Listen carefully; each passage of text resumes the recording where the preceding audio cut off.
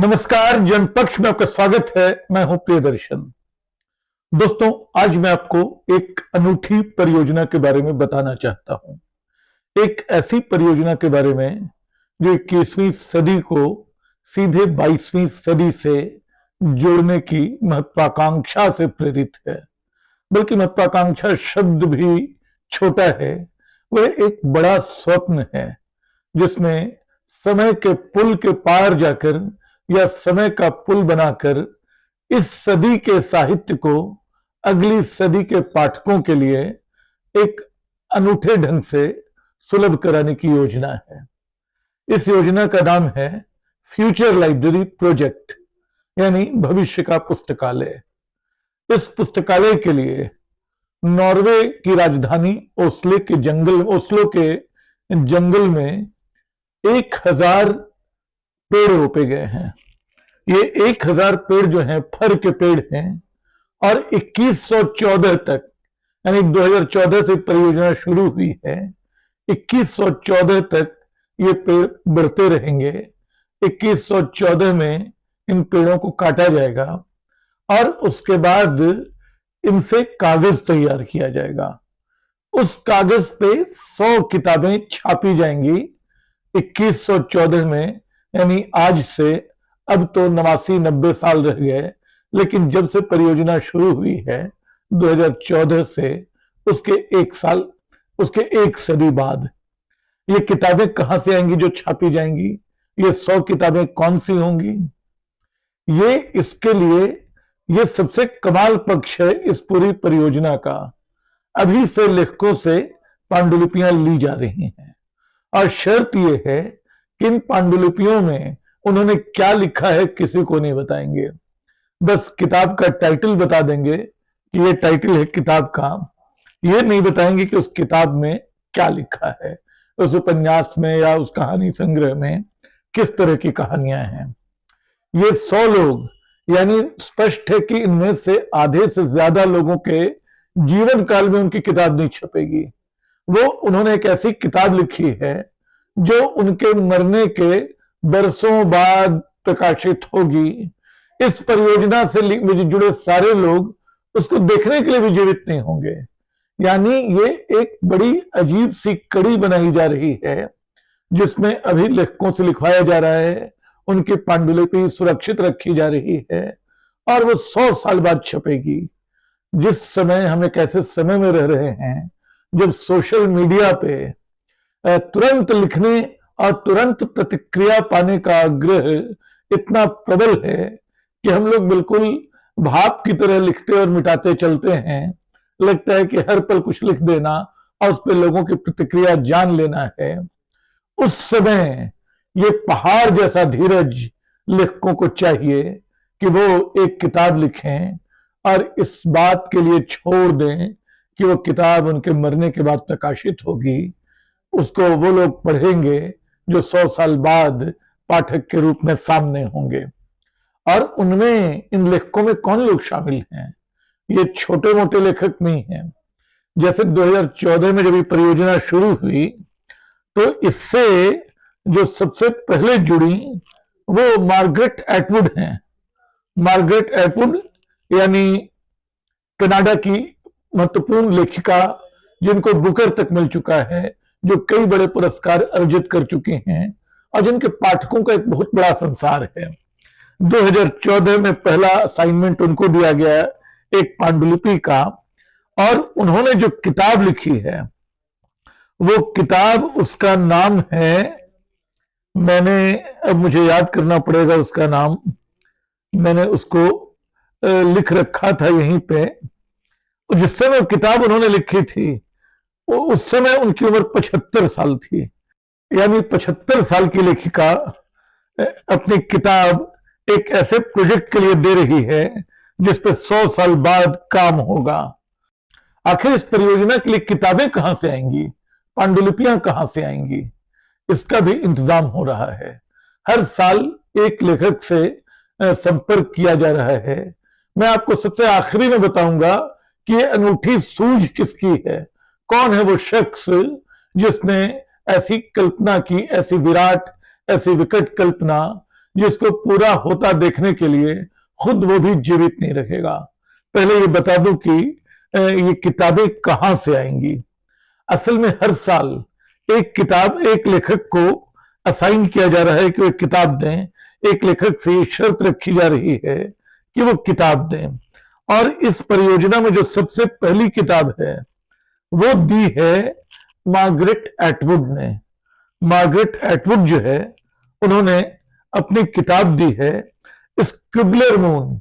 स्क्रिबलर moon इस किताब का नाम है, लेकिन किताब में क्या लिखा है किसी को नहीं मालूम, क्योंकि शर्त यही है कि वो ये नहीं बताएंगी।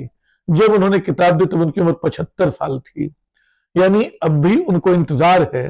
जाहिर है कि वो अपनी किताब देखने के लिए तो जीवित नहीं बचेंगी। इसके अलावा इसमें आप समझ लीजिए कि और भी कई लेखक, एलिफ शफक आपको याद होगा, टर्की की लेखिका, 40 शेड्स ऑफ लव जिनकी किताब बड़ी चर्चित हुई, और फिर एक लेखिका जो जिनको नोबेल पुरस्कार मिला 3 साल पहले, वो दक्षिण कोरिया की, वो उनका नाम है हान कांग, सॉरी मैं भूल रहा था। हान कांग ने भी अपनी किताब इस परियोजना के लिए दी है। आपको याद होगा द वेजिटेरियन उपन्यास, जिन पे उनको नोबेल मिला है। और सबसे दिलचस्प बात यह है कि इस परियोजना में एक भारतीय लेखक भी शामिल हैं, अमिताभ घोष, जो फिर बहुत महत्वपूर्ण लेखक हैं। अपने उपन्यासों के जरिए परमाणु खतरे के खिलाफ, पर्यावरण के पक्ष में, नष्ट होते पर्यावरण को लेकर उन्होंने कई महत्वपूर्ण रचनाएं की हैं, कई महत्वपूर्ण किताबें उनकी हैं। तो वो इस साल जून में अपनी पांडुलिपि सौंपने जा रहे हैं। तो ये बहुत दिलचस्प परियोजना है। अब तक 12 किताबें आ गई हैं, धीरे धीरे और भी लेखक इससे जुड़ते जाएंगे। इस बात का ख्याल रखा जा रहा है कि अलग अलग समाजों के, अलग अलग मुल्कों के लेखक हों। और ये सारी पांडुलिपियां कहाँ रखी जा रही हैं, इनके लिए एक लाइब्रेरी में वो एक खास जगह बनाई गई है, जिसको साइलेंट रूम कहा जा रहा है। इस साइलेंट रूम में ये पांडुलिपियां होंगी और उनको आप बाहर से देख सकेंगे। 2019 के बाद से उनको बाहर से देखने की व्यवस्था की गई है। डेविड मिचेल इसमें शामिल हैं, जो ब्रिटेन के जाने माने कॉमेडियन हैं। आइसलैंड के कवि और उपन्यासकार शॉन भी इसमें शामिल हैं। टॉमी ऑरेंज, ओशन योंग जैसे लेखक अपनी पांडुलिपि इसमें दे चुके हैं। सवाल है कि इस परियोजना से इन लेखकों को क्या होगा।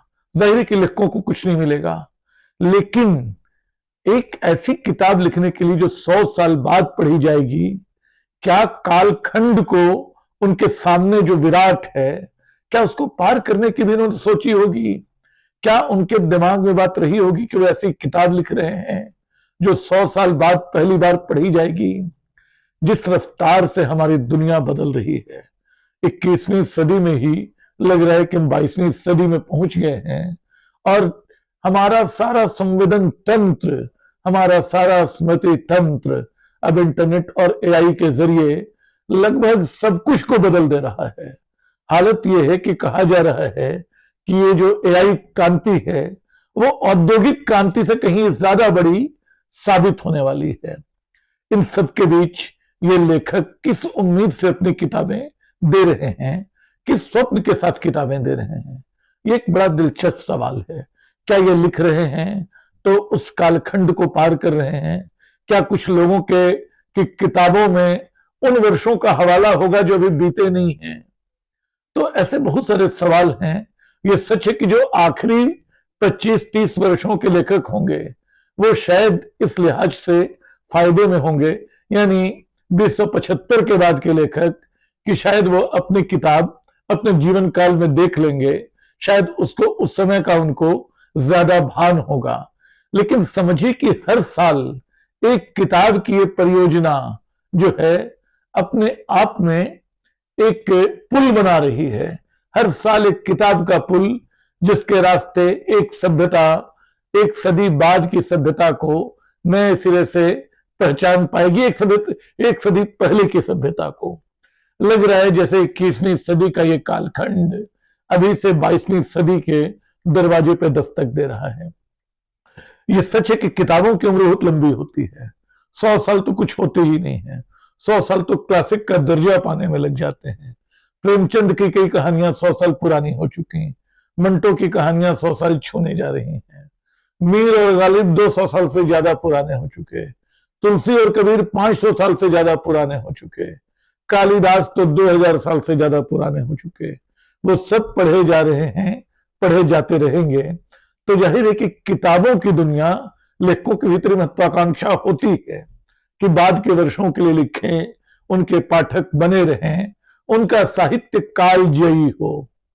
लेकिन यहां की जो कालजयीता है उसके सामने एक मोह छोड़ना है अपने समकालीन होने का। क्या वो दर्ज कर रहे हैं जो समय, क्या वो यही समकालीन समय है? हालांकि ऐसा होता है, हम जब इतिहास से जुड़ी किताबें पढ़ते हैं, जब हम ऐतिहासिक उपन्यास पढ़ते हैं, जब हम पीरियड नॉवेल पढ़ते हैं, तो जाहिर है कि बहुत सारे लोगों के लिए अभी वो जो लिख रहे हैं वो शायद एक पीरियड नॉवेल लिख रहे हैं जिसको 2114 के पाठक एक नई आंख से पढ़ेंगे। तो बहुत सारे सवाल हैं, बहुत सारी बातें हैं। मैं बता दूं कि काम किसी सरकार का नहीं है। इस काम के पीछे एक कलाकार है जिसका नाम है केटी पैटरसन। केटी पैटरसन इस तरह की बहुत सारी परियोजनाओं पे, जिनमें कंजर्वेशन को, टिकाऊपन को बहुत महत्वपूर्ण, संरक्षण को बहुत महत्वपूर्ण जगह मिलती रही है, वो ऐसी परियोजनाओं को अंजाम देती रही है। जैसे मैं बताऊं कि कुछ बरस पहले उन्होंने यूनिवर्सिटी ऑफ पेंसिल्वेनिया के लिए एक प्रोजेक्ट किया था जिसमें उन्होंने दुनिया की 10,000 अनूठी तरह के, दुनिया के 10,000 अनूठे वृक्षों की कलमें लेकर, एक उनके कलम लेकर एक कलाकृति तैयार की ताकि लोग इस विरासत को समझें कि प्रकृति कितनी विविधता से भरी है और कैसे वो बदलती रहती है। तो तरह तरह की योजनाओं से लैस केटी पैटरसन का ये काम अपने आप में अनूठा है और जितनी बड़ी तादाद में लेखक उससे जुड़ रहे हैं, ये वाकई हैरान करने वाला, चकित करने वाला प्रयोग है। और इसकी कामयाबी जो है वो, उसका कोई पैमाना नहीं होगा, क्योंकि जिनका ये प्रयोग है उसको तो देखने के लिए बचे नहीं होंगे। एक पूरी परंपरा गढ़नी होगी जो इसको आगे बढ़ा सके, जो कहीं ये आने वाले वर्षों में दर्ज कर सके कि कभी किसी ने ये सपना देखा था और वो सपना 100 लोगों ने मिलकर पूरा किया, 1000 वृक्षों से वो सपना पूरा किया गया। तो इस सपने के नाम आज का दिन। शुक्रिया।